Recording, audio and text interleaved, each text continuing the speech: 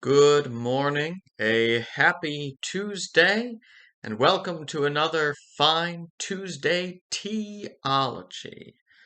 Here's an Italian Earl Grey coming my way, and whatever you've got, and here we are spending the best part of the week together, enjoying thinking about the glory of God over a good cup of tea.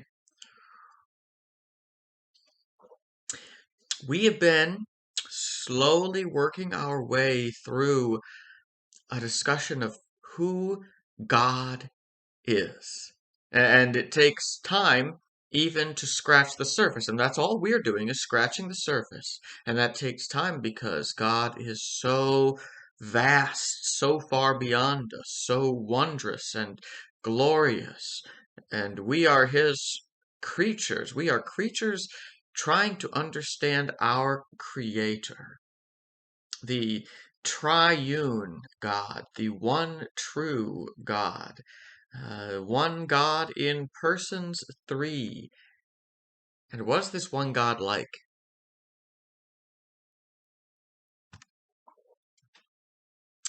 The attributes of God are our attempt to answer that question. What is God like? And of course, I say our attempt because I mean our attempt to understand, but they're not derived from us. They are derived from what God has revealed about Himself. God has spoken so we may know Him. And breaking down the attributes of God, we talked about that, and breaking them down into His natural attributes and his moral attributes, or his attributes of greatness and attributes of goodness.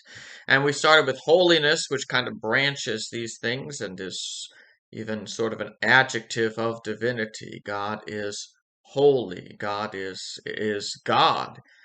God is different and supreme in his majesty, and yet the Holy One who reaches down to us, the Holy One among us, the Holy One who came for our redemption.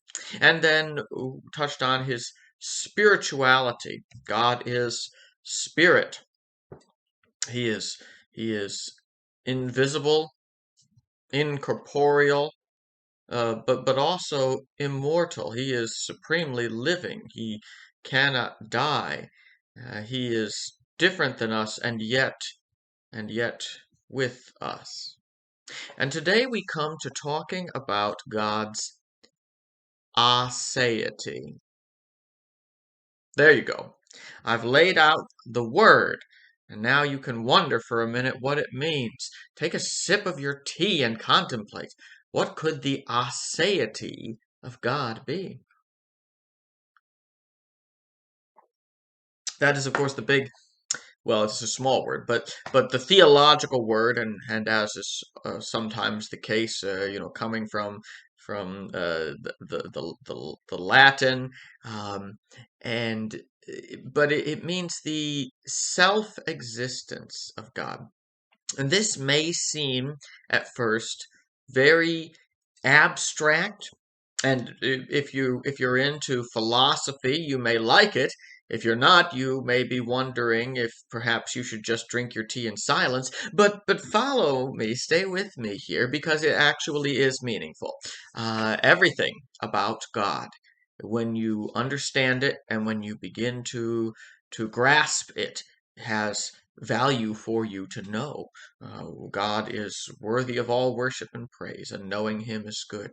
And we speak of God's aseity, or God's self-existence, to say that contrary to all other things, God exists of himself. He is, you might say he is uncaused, or you might say he is his own cause. We're trying to wrap our minds around something we can't really grasp, but it sets him apart from all other things, and in a way that is wonderful, of particular power.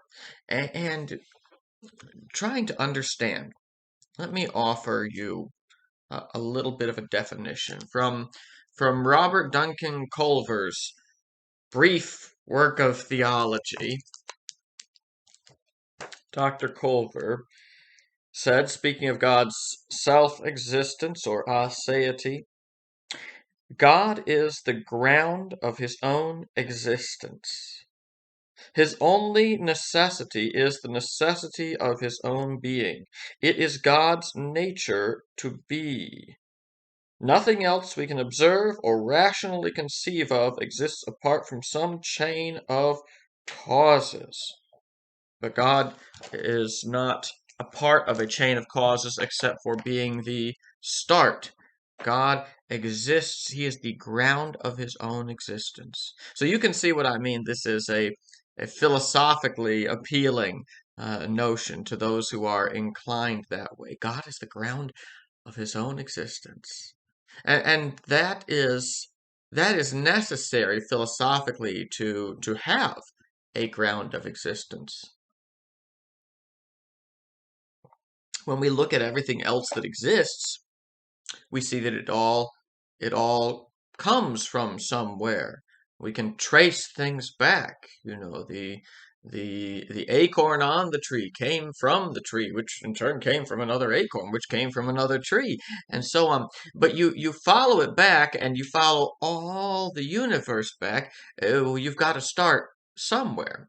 We see that things are cause, and so your ultimate, the beginning of the chain, the ultimate ground must be something that is uncaused. And we know that that can't be any of the things we encounter in the universe because they don't have in themselves the basis for causing all other things. And so we arrive upon God. Now, you may not rationally be able to prove all of that, but you can follow it. And and you can see how God's self-existence is implied by the fact that things exist at all, and there has to be a starting point, and nothing else makes sense.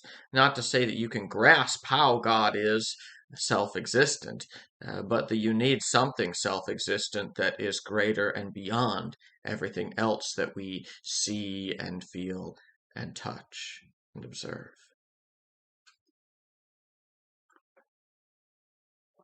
God is the self-existent one. God is ase.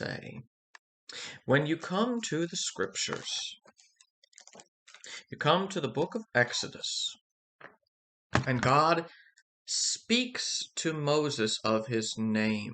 This is in that same section where we looked at the holiness of God, the burning bush, and God calls Moses and says, "The place where you are standing is holy." And Moses said, what did the people of Israel ask me? What is his name? The God who sent him.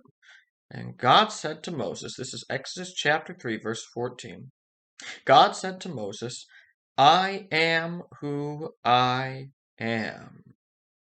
Or possibly, it also could be translated, I will be what I will be, or I have a footnote here, I am what I am, or I will be what I will be. But the usual translation is, I am who I am. Say, he said to him, say this to the people of Israel, I am has sent me to you. Now there in that name, theologians have traditionally found a statement of this doctrine of God's self-existence. That God, when asked for his name, of course, is not just giving a name, like so often we just have names, it's just a word that identifies, but this is a meaningful term. And God is describing himself as the one who supremely exists, the one who existence characterizes in a way beyond everything else, the one who can simply say, I am. Apart from everything else, before everything else, the basis of everything else, God is. And so you think forward to the New Testament, especially in the Gospel of John, where Jesus made various statements that begin with I am. I am the bread of life. Uh, I am the light of the world, and so on. Or even made a more direct allusion to this. Before Abraham was, I am, connecting himself with the self-existent God. And of course, if that seems a little too abstract or shaky to you, just go back to Genesis chapter 1, verse 1. In the beginning, God created the heavens and the earth. So all things that exist apart from God were created by God. Who made God? Nobody made God. God is self-existent. God's existence is primary. As has been said, I'm not remembering who exactly said it at the moment. It is God's nature to be. God's nature to exist. Now, apart from that being interesting to the philosophers, what does that do for us? Why does it help us to know that? If you're not into philosophy and you're not interested in first causes or uncaused and things like that, but what's the value of knowing that God is aseity, that God is self-existent?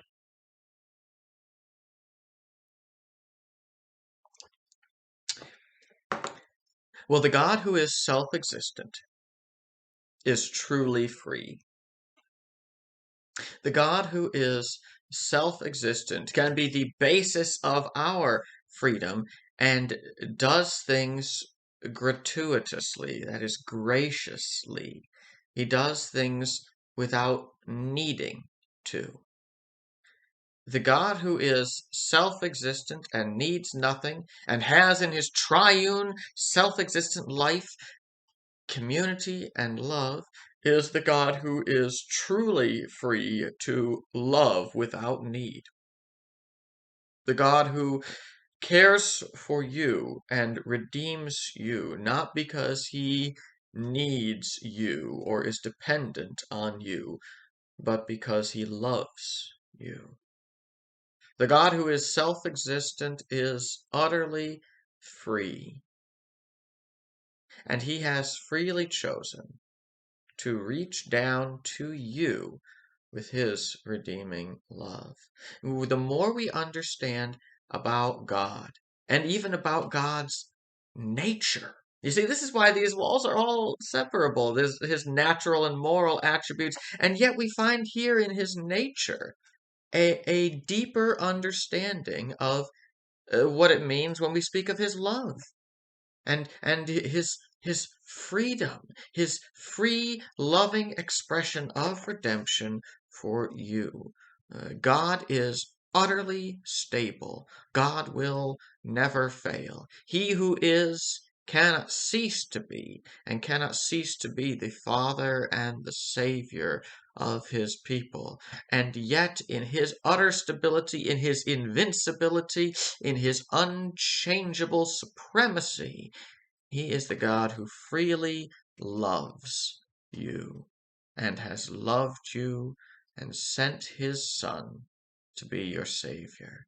Jesus Christ, the I am, the the has come to us and said, I am the bread of life. I am the way and the truth and the life. In his freedom and his expression of love, he has given himself so that we could be free from sin, so that we could know the love of God, so that we could be redeemed, and so that we can share in the future that God provides, that we can, as we have received life from him in the beginning, can receive the resurrection life from him and can be with him forever. So rejoice. God is self-existent and he has created you, and relying upon him and upon his love, you can be with him forever.